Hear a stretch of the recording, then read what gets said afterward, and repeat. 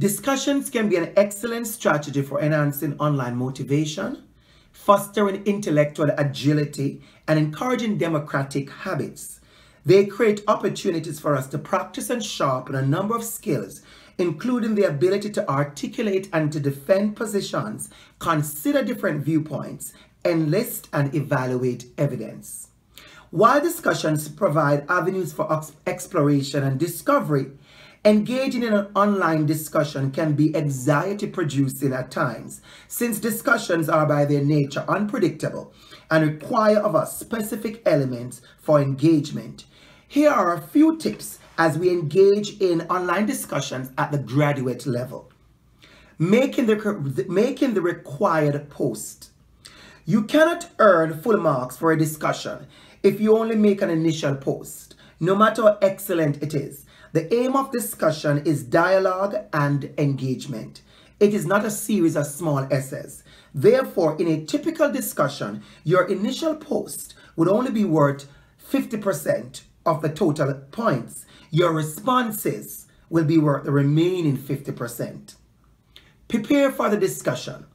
Discussions often break down because students simply haven't done the reading or the work upon which the discussion is based.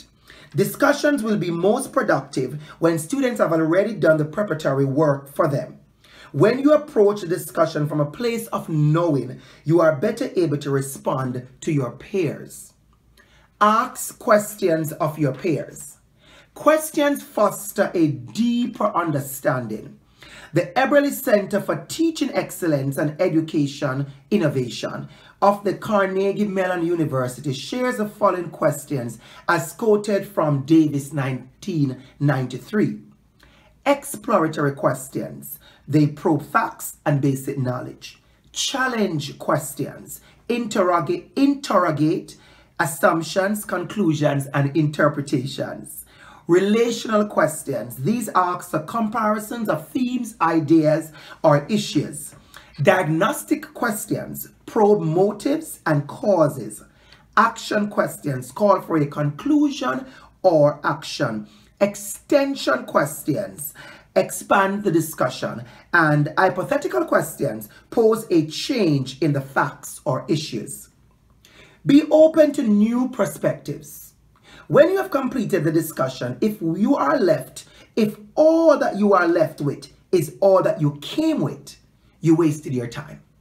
Yes, we all come to the course with dominant views of certain issues, but I see the varied views as an opportunity for learning and unlearning. Come prepared to do both. Word limit. Word limit is important. We have to adhere to word page limit, especially in graduate study. It is a skill to be mastered. You will take note that every submission for an academic journal, articles, research papers, professional articles, and conference presentations will require a specific word or page count. It is a skill to say what you need to say in whatever number of words you are allowed.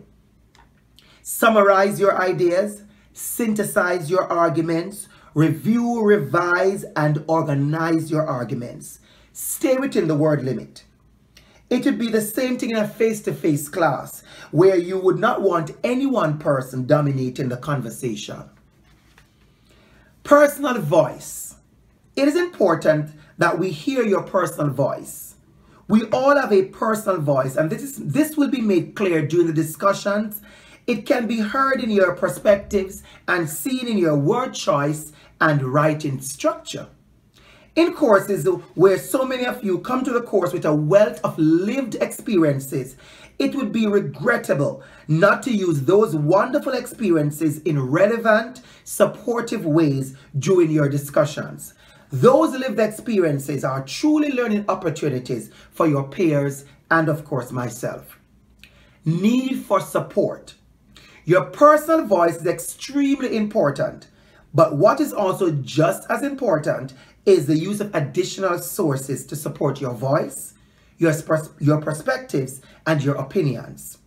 At this level of academic engagement, it is necessary that your responses be grounded in facts, data, statistics, supported by theories, and even recent news items. We use research to broaden our own scope and understanding of the issue, extend the discussion, and also elevate the actual engagement to a suitable academic level. Remember, this is not just your discussion.